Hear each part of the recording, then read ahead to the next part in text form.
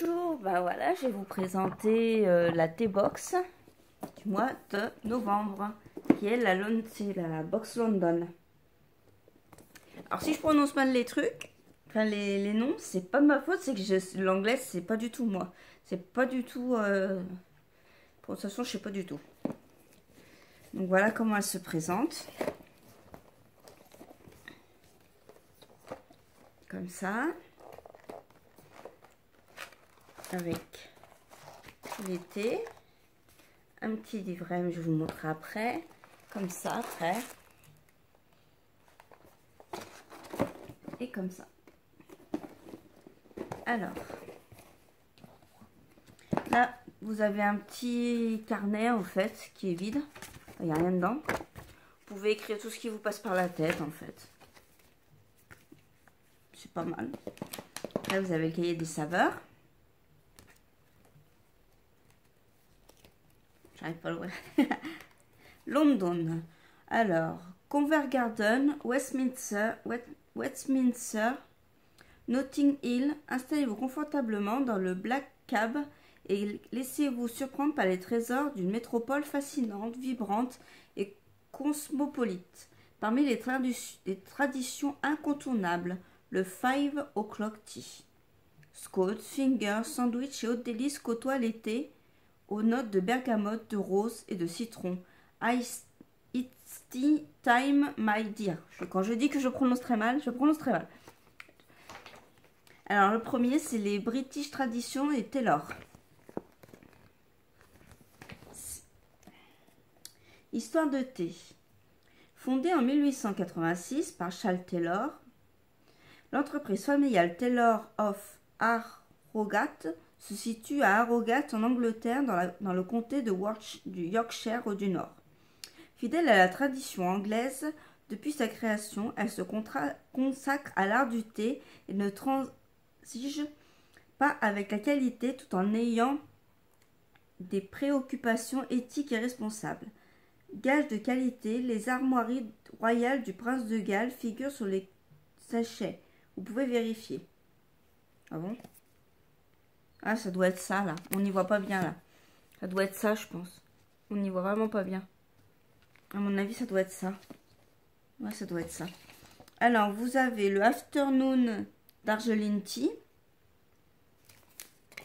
L'Afternoon Tea est un rituel anglais incontournable. Il consiste à prendre le temps de savourer une tasse de thé accompagnée de petites douceurs à 17 h. La région de Darjeeling, située au nord de l'Inde, donne son nom au fameux thé noir Darjeeling. Vif et raffiné, les Britanniques le choisissent volontiers en tea time. Là, on peut le boire en journée, mettre. Après, le Scottish Breakfast Tea. Le thé du petit déjeuner. Plus corsé que le traditionnel English Breakfast Tea, il rassemble les meilleurs thés noirs d'Assam et d'Afrique et se savoure tout aussi bien nature avec une rondelle de citron ou un nuage de lait. Alors ça, c'est le matin. Ça, c'est le matin, celui-là. Après, on a le Green Tea White Jasmine, du thé blanc au jasmin. Un thé vert, même un thé vert, un thé vert au jasmin dans les règles de l'art. Selon la tradition ancestrale chinoise, les pétales de fleurs de jasmin fraîchement cueillis reposent une nuit sur le thé vert de Chine, ce qui lui donne cet incroyable parfum à la fois subtil et délicat. Celui-là, il se boit en journée aussi. Et le Green Tea White Lemon. Les Anglais accompagnent souvent leur thé d'une tranche de citron pour le parfumer. Nul besoin d'en rajouter dans ce thé vert, naturellement aromatisé au citron. Mais si vous souhaitez respecter la tradition, accompagnez-le d'un scone ou d'un finger sandwich. La maison Taylor. Après, c'est Ahmad Tea. L'histoire du thé. Spécialiste du véritable thé anglais, Ahmad Tea incarne l'excellence à travers le monde depuis 4 générations. Créée à Londres et implantée au Royaume-Uni, cette entreprise familiale affirme sa passion pour le thé de haute qualité. Alors, ils sont là. Alors, il y a le Mint Mystic. Voilà, ça là. Londres est une ville cosmopolite. Si le thé vert à la menthe est plutôt associé au Maroc, l'Angleterre ne le boude pas. Pour autant, la fraîcheur de la menthe est particulièrement appréciée en fin de repas. Donc après un repas, vous pouvez le prendre par exemple. Vanille Tranquility. Les gousses de vanille sont appréciées dans le monde entier pour leur vertu relaxante et bien sûr pour leur douceur exquise. La vanille se mêle au thé noir et révèle un mélange savoureux et apaisant. Ajoutez un nuage de lait pour un effet plus crémeux. Moi, j'aime pas trop mettre du lait dans les thés. Je préfère la nature comme ça. Après, j'ai le green tea pur. Simplicité, pureté et élégance. Une sélection des meilleurs thés verts dans un sachet pré-infusé. Green tea pur, c'est le classique, un incontournable. En journée aussi. De toute façon, là, c'est toute la journée, là. Et le piche et passion fruits. À la pêche. À la pêche et passion. Celui-là, il va être bon. Je pense que j'ai bien aimé. Un vent d'exotisme souffle sur la Tamise. Les arômes de pêche et de fruits de la passion s'entremêlent sur une base de thé noir. Une création qui évoque le soleil, même par temps pluvieux. Et là, pour une fois, c'est pas du thé de la T-Box, c'est du thé ici de la dernière. Avec ma petite tasse mousse rabbit. Pour une fois, c'est pas ça du Puy du Fou. Mais il est bon celui-là, c'est poire amande. Il est pas mauvais, franchement, j'aime bien. Alors, rendez-vous pour le tea time. Et c'est celui-là. Je ne l'ai pas encore goûté. Rendez-vous pour le tea time, my dear. Histoire de thé. Ah, c'est la T-Box qui a fait et en fait, ils sont associés à la bête noire de Robert Laffont. Direction le Yorkshire. Plus précisément, Brunelife, petite ville typique de la campagne anglaise. Samson O'Brien, qui avait quitté le village depuis de longues années, s'y réinstalle pour ouvrir son agence de détective privé. De son côté, Delilah Metcalfe tente de sauver de la faillite son site de rencontre amoureux et décide de louer le rez-de-chaussée de ses locaux. Son locataire n'est autre que Samson, dont le retour coïncide avec une série de mystérieuses disparitions. Pas de chance pour Delilah, la piste de notre détective le conduit tout droit à elle. Les deux colocataires vont devoir faire équipe malgré eux pour élucider cette affaire, donnant naissance au duo mordant et attachant des détectives du Yorkshire. Après Rendez-vous avec le crime, avril 2018, Un rendez-vous avec le mal, juin 2018, découvrez Rendez-vous avec le mystère, le troisième volet de cette série anglaise signée Julia Chapman, un polar drôle, plein de charme, dans une ambiance très cosy, so british. Et ce sera le 15 novembre en Libéré. Et ils disent quel bonheur d'associer la lecture d'un cozy mystery à une tasse de thé fumant. À l'occasion de la sortie du troisième tome des détectives du Yorkshire, la T-Box a créé un thé very very gourmand. Parmi les ingrédients, la bergamote, chère aux Anglais, qui parfume le célèbre Earl Grey.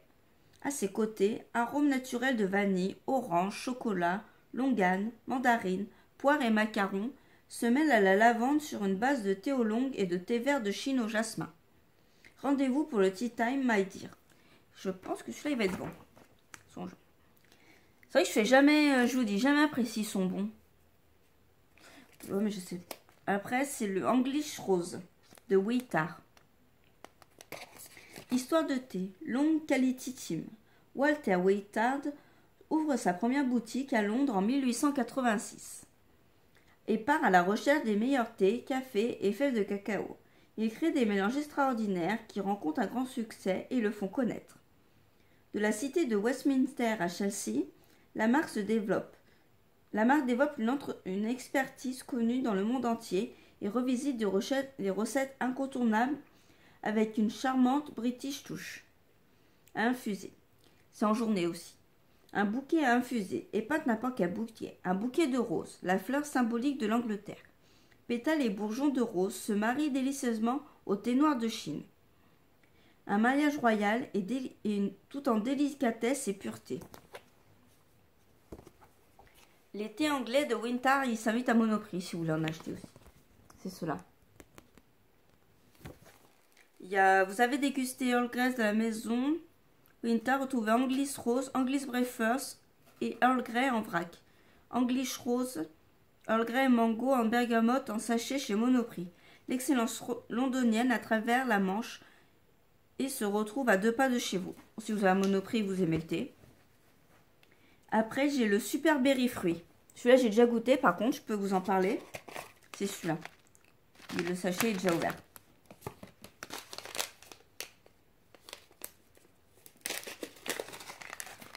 Comme ça, c'est. Je sais pas si... Là. Et ça sent trop bon. C'est pour le soir. Et franchement, il est trop bon. Ça fait, moi, vu que je l'ai depuis... Je l'ai eu quand vendredi, je crois. Vendredi, ou samedi. Non, vendredi, je crois. Et depuis vendredi, il en reste plus beaucoup, comme vous voyez. Parce que, et en plus, il y a le drapeau anglais derrière. Mais franchement, il est super bon. Moi, j'adore. Alors, We Are Tea. Histoire d'infusion. Maison de thé londonienne par excellence. C'est la dégustation d'une tasse de thé à la menthe réconfortante en mai 2006 à Budapest qui a été le point de départ de la création de la maison We Are Tea. L'année suivante, la première boutique ouvrait ses portes. Sensible aux valeurs éthiques et environnementales, la maison s'approvisionne auprès de petits producteurs, conçoit des sachets biodégradables et des boîtes recyclables. Une infusion qui regorge de saveurs et d'antioxydants. Elle rassemble fruits rouges, hibiscus, pommes, oranges, églantiers, santéine. Elle se consomme à tout moment de la journée, même le soir. Moi, je le fais le soir, j'aime bien.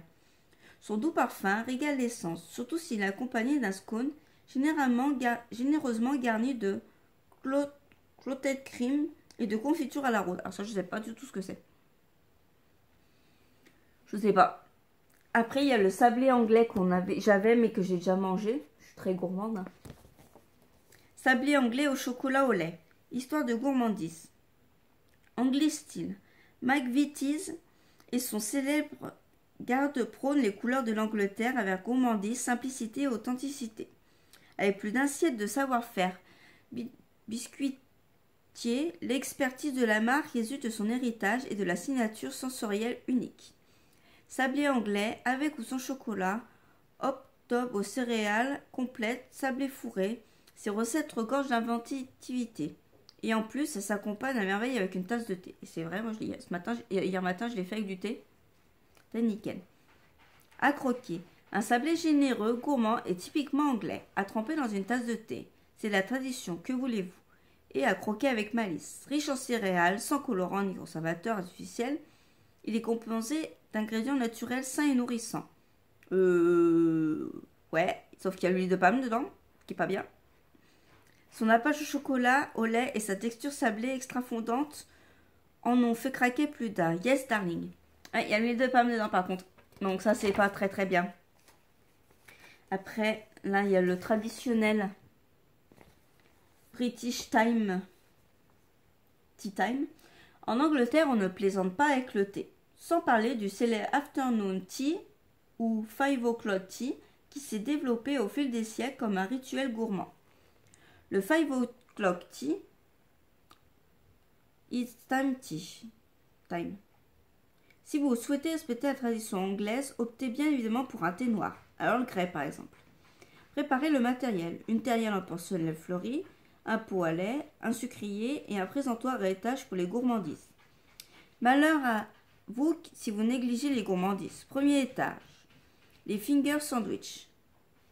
Un sandwich généralement de la taille d'un doigt, d'où le nom. À la base de pain demi-blanc, sans croûte s'il vous plaît, radis, olives, asperges, cressons et autres légumes crus le garnissent. Mais c'est le concombre qui le présente le mieux. Une pointe de beurre, de fromage à la crème ou de mayonnaise le complète le tout avec légèreté. À 5 heures, quand même, manger ça... Ils sont bizarres les Anglais là, quoi. Enfin, c'est leur tradition, on va rien dire. Hein. Deuxième étage, le scone. À mi-chemin entre le gâteau et un petit pain, le scone se présente coupé en deux, tout juste sorti du four. Il se tartine de confiture et ou de crème épaisse, disent clotted cream. Troisième étage, le gâteau. Deux grands classiques sont à mentionner, le Victoria Sponge Cake et le Butterburn Cake. Le premier se présente comme une génoise fourrée de confiture et de crème. Le second comme un damier de génoise rose et jaune enduit de pâte d'amande. Et là, il y a une recette de scone.